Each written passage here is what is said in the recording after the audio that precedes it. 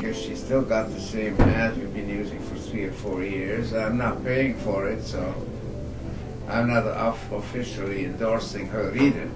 So, you know, if that's what you're worried about. What is the reason for your doing it? I mean, forwarding the emails. Well, it's because a lot of people have. There's a lot of people are very upset with you. You know.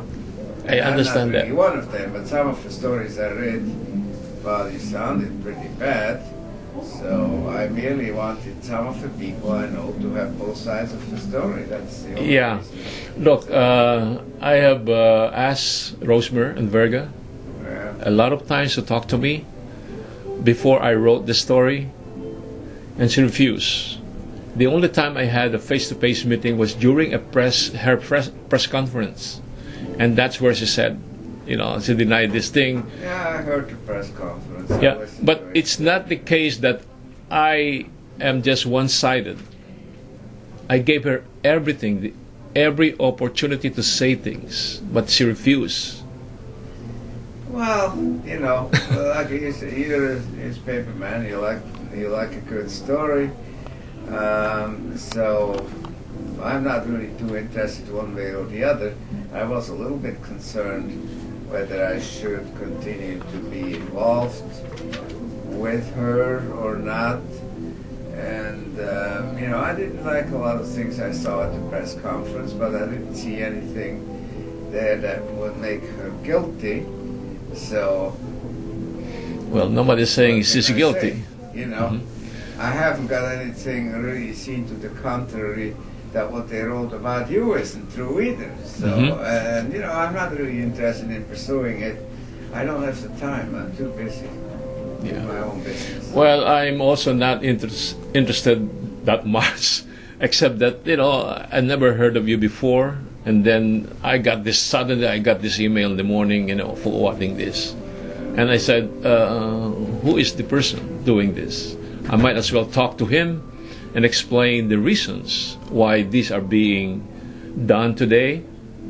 All because of my story. I don't have anything to do, you know. Well, you know, I've been around long enough to know whatever the reason, it really doesn't matter. I mean, there are a lot of stories going on in this world that nobody's got any reasons for. I'm involved in a big fight with the city right now because they want to build a streetcar in front of my business, which, you know, on Sinclair Avenue, when they did that, it killed 200 businesses. So now that's an important fight, and for that one I will really fight, you know.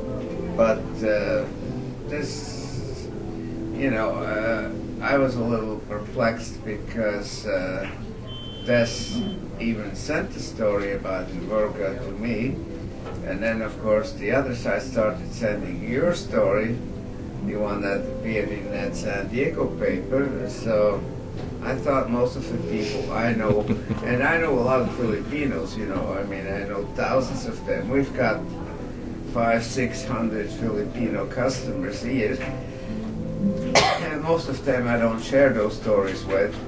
It's just a few isolated people I know very well. Yeah. So, as far as I'm concerned, it's the end of the story. Okay. So, I mean, it's good to meet with you and explain, you know, without any attempt to say, you know, you either believe this or not. It's up to you. I'm just giving myself to you so you would know me. You know, my wife is from the Philippines. She went to San Scholastica College, and they have an association here of about 100 Scholasticans. As a matter of fact, she is left for Las Vegas this morning, where they have a reunion of old Scholasticans, I guess. And a lot of them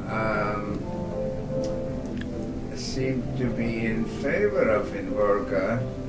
And I told my wife, I said, I don't know, I'm not that trusting that I say, oh, she's right and you're wrong.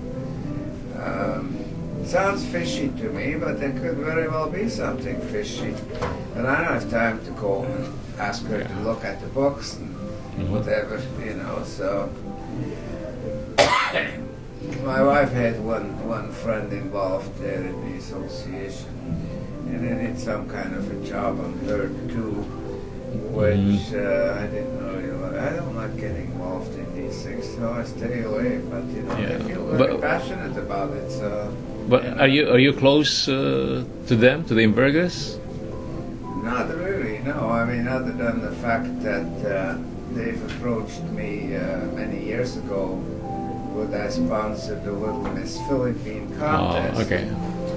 So I went and said, well, okay, and then I got even to the point where we sent some of our students there, and I used to attend a few of them, but I found them be pretty damn ridiculous, all the talents. A lot of these kids have absolutely no talent other than they spend a lot of money. And so the last couple of years, I didn't distribute anything to our students to recommend they go. I still gave them some scholarships, so if anybody wins, they come here and they can take some free lessons. And, we got one right now from Brampton, we got another one locally here. And they're always just people who are looking for a freebie. They have absolutely no talent whatsoever. So it's kind of ridiculous to me. They shouldn't have all these contacts. But I sponsored one of Tess's Miss Manila contests. Oh, okay. As a matter of fact, it's Cheryl Dumo. She's taking lessons here now. And she really has absolutely no talent. But, she got a $500 scholarship, and she only had one or two lessons. They're already looking for a discount. Now they want me to sponsor her for something else. Well, she doesn't have any talent. Why should I sponsor her? You know what I mean? Okay.